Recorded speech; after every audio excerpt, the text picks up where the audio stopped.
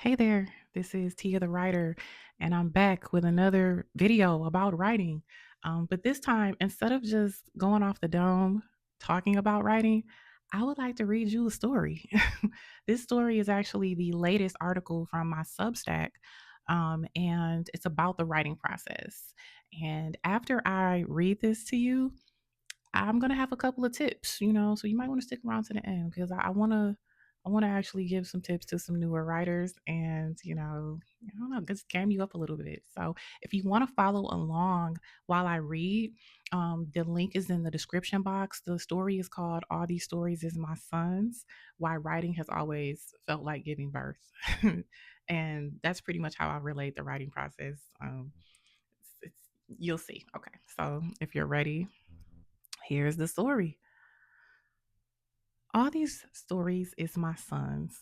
Why writing has always felt like giving birth by Tia the Writer.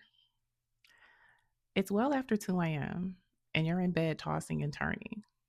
A sentence keeps trying to form in your head for a story you've been trying to start all week. It's a good sentence. Too good, actually. But it's so late, and you're so tired, and you have to get up in a few hours. But the sentence turns into another and another. And you need to get this shit down before you lose it because right now, the baby is coming. You grab your phone off the nightstand, open up a draft in your email, and start typing away for a few minutes. When you're done, you read the paragraph back and decide to go all in on it in the morning. It's the perfect opening for your story, and you feel relieved that the words finally came. Where were these words when you were at Starbucks earlier that day, while you were sipping an overpriced espresso and eating a surprisingly tasty cheese Danish? Instead of seamlessly flowing out in that productive environment, why did the perfect words decide to emerge in the middle of the night? Well, quite often, like a baby awaiting to be born, the words come when they're ready. And it's not just a night thing. Many times in my life, I've experienced having to hurry up and jot down words and ideas during everyday activities like preparing dinner, pushing through a sweaty gym session, and even while enjoying a night on the town. What I've learned in my journey as a writer is that the writing process is similar to the birthing process, and that stories let you know when it's time to be born, no matter where you are or what you're doing. Like the contractions that jumpstart labor and delivery, the words come when it's time to push through and bring the story to life. However, I sometimes confuse the writing process with the writing routine. And that's when I end up staring lifelessly at my laptop screen, coffee in hand, and feeling motivated yet uninspired. Walk with me. The writing routine is the framework for when and where you do the work. The writing process, however, is how you shape, execute, and complete your work. Both routine and process go hand in hand, but they're different. And for a long time, I thought of them as the same. Even this very story that you're reading had me awaiting a week after I planned to write it because it just wasn't ready to be born. Last week, I attempted several times to sit down and write to my heart's content, but the words for this piece never came. Instead, an idea for a new YouTube video materialized. And then my mom asked me to accompany her to bingo. And then my daughter asked me to part her hair. And then. I was in a routine expecting the results of a process. In the past, when I was a younger writer without any understanding of the process, I forced the words out of my mind. I powered through writer's block when I should have just walked away from the laptop for a while and lived my life. I would tell myself that good writers keep writing no matter what, even when my writing was clearly sloppy and all over the place. At least the words were there, right? It took several years and countless hours of research to learn that it's okay to step away and let your brain rest. You will be surprised how much more you have to say on a particular topic after your mind gets a chance to chill out and process what you've been working on. In other words, let that baby grow. In those moments of stepping away, I try to include an activity in my life that keeps my mind stimulated without necessarily focusing on the story, like reading, watching a movie, listening to music, having a good conversation with a friend, or simply enjoying a walk and taking in the world around me. It's also in those moments when the words quite often begin to appear, letting me know that the story is ready to come into this world. Maybe that's why I've never been afraid to let a story take its time. I know now that no amount of staring at my laptop screen can force a birth that isn't ready to happen. My job isn't to decide when the story arrives. My job is to pay attention when I feel those first contractions, clear everything else away, and make room for it to enter the world. Tonight, this story finally decided it was time. And just like that, another one of my sons was born. I hope you enjoyed my little bundle of joy. And until next time, peace. Thank you. That was the end of that story. And yeah, just to add to this, the writing process is definitely like giving birth. I gave birth before when I was, like younger, and so I know how it feels when everything is about to jumpstart, when the labor and delivery is about to jumpstart. Your body lets you know, like, okay, it's time, and I relate that to the writing process because it's been times to where I'm just cooking tacos or making tacos, and the words just start coming, and I'm like, where was this at when I was trying to write this, but they come when they want. And like birth, honestly, my own personal birth story, my daughter was 2 weeks late, you know. She was supposed to be born mid-February. She didn't come until the very last day of February. And even during the delivery process, like the doctors induced my labor, she still didn't come. I was in labor for 36 hours. They broke my water. She was still in there chilling. I'm like, what are you doing in there? And that just let me know babies come when they want. Honestly, I've never met a woman who has given birth that has had her baby on her due date. It's just one of those things that either come early or late. They come when they want.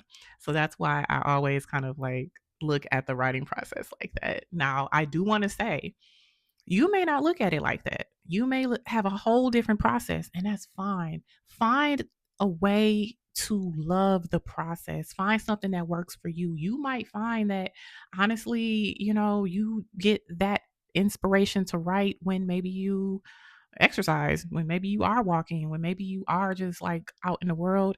You don't even have to relate it to birth and delivery. That's just how I like, look at it.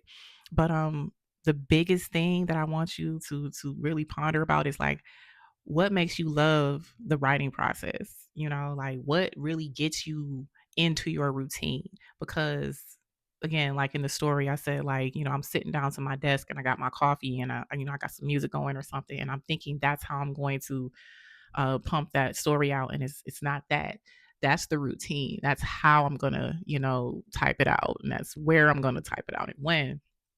But it's the like, but what's gonna get you in the chair? Like what is that space? Where do those words come for you? Now, my tip for you, if you're a newer writer, um, let the words come. Let's let the words come. You don't have to force those words out, even if you're on deadline. Just let the words come, and you don't have to wait a week or anything, of course. But like don't be afraid to step away from that story and just say, hey, like when it's time, I'm gonna work on that story when it's time. And also don't feel like you have to finish everything in one setting. Even if you come back to the story multiple times a day or throughout the week, like just keep adding to it and then edit later. Just keep adding on those ideas. When the words hit you, when they come, keep on adding them on. Don't be afraid to step away from that story and say, okay, let me go do something to kind of like let my brain rest a little bit, because a lot of times we can really stress our brains out. We won't feel it, of course, but we can be stressing and our brains is like, no, like, oh, I can't work under these conditions. So go relax. It's okay to relax. I used to be such a tense writer, so intense and tensed up. Like, I had to really pump it out, and I'm spending hours just writing low key.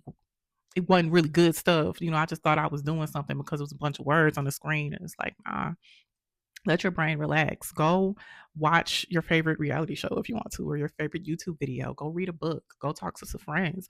Go dancing. Go do something that'll just kind of take your mind out of that space and then come back, come back and just add to your story. Another tip is to write first and then edit later. I used to edit as I write, and it just wouldn't come out the way I envisioned it. I would think like, "Oh, Imma kill him with this story." No, because I was just like micromanaging my words. Every sentence, I was like going back and trying to make sure the grammar was okay and trying to make sure like, everything was like the way I wanted it to be, but it didn't come out that way because I was just stopping myself. I was stopping the flow of the words coming, you know. That's like babysitting, and a kid is gonna like probably wreck your room that you're babysitting them in, and you're just trying to clean up after them, every spill, everything, every that. Like, nah. Once that baby leaves, once the parents pick that baby up, that's when you can go through and just clean the whole room up. I hope that's a good analogy. I don't know. But it's like just don't stop the flow. Don't try to clean up every little moment. It's certain circumstances that works in. Like you can clean as you go, as you cook. But when you're writing, just let the words flow out. Let the words flow out.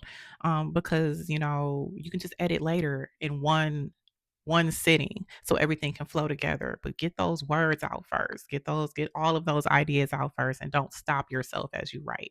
Do not edit as you write. Please don't. And so yeah, so that's what I have to say on the writing process. If you have any questions for me, like we can talk about it in the comments. Um, I've been writing for over 15 years now professionally, and like just overall, I've been writing since I learned how to actually write. I've been writing since maybe kindergarten. Like I've been writing. I have journals from like elementary school still to this day. And yeah, I just like to write. And so yeah, if you have any questions for me like about the writing process or even how to become a writer or how you know if you're even cut out to be one, yo, ask me, man. Like I'm here. I'm here and I want to help new writers or even seasoned writers. Like I just want to help you get those words out there more, man, because this writing thing is very interesting. Like I love it. I don't know.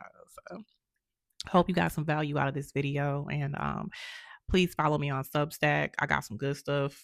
I've been pumping some good stuff out lately. I don't know. I'm in the zone, So find me on Substack at Tia the Writer, or just click the link in my description box. I got it down there. And until next time, peace.